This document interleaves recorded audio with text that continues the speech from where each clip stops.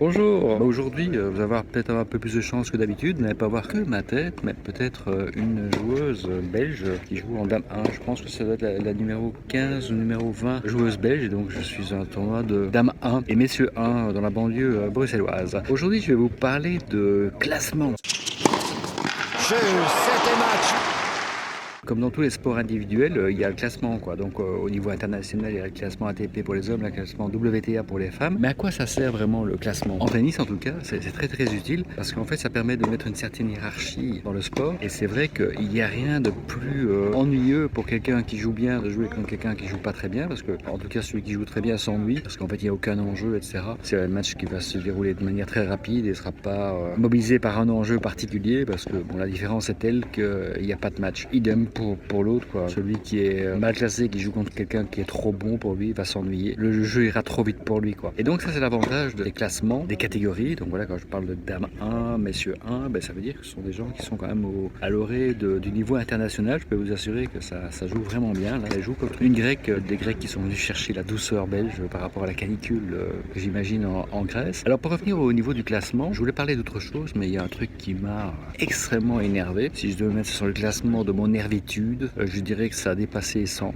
Voilà. Et il y a quelqu'un, je n'ai même pas envie de le nommer, mais bon, on va quand même le nommer, c'est Patrick Barnabé, je pense, qui a émis un classement sur les meilleurs social sellers. Et naturellement, pourquoi le publie-t-il? Parce qu'il est numéro 1, numéro 2 de ce classement. Et comment ce classement a été établi? Il a été établi, j'ai bien compris, je pense que j'ai bien compris, mais j'ai quand même relu plusieurs fois, simplement que le meilleur social seller, selon lui, c'est quelqu'un qui a le plus d'abonnés ou qui a gagné le plus d'abonnés lors de la dernière année, quoi.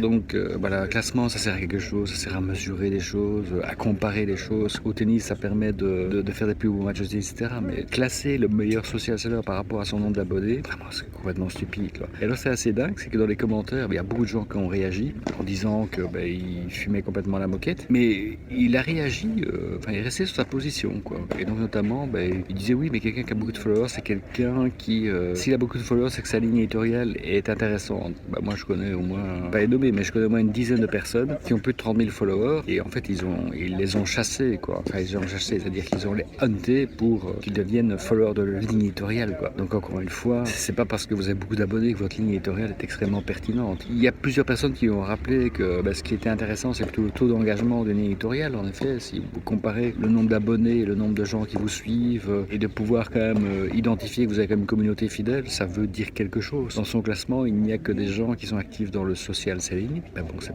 pas un social seller en fait, hein.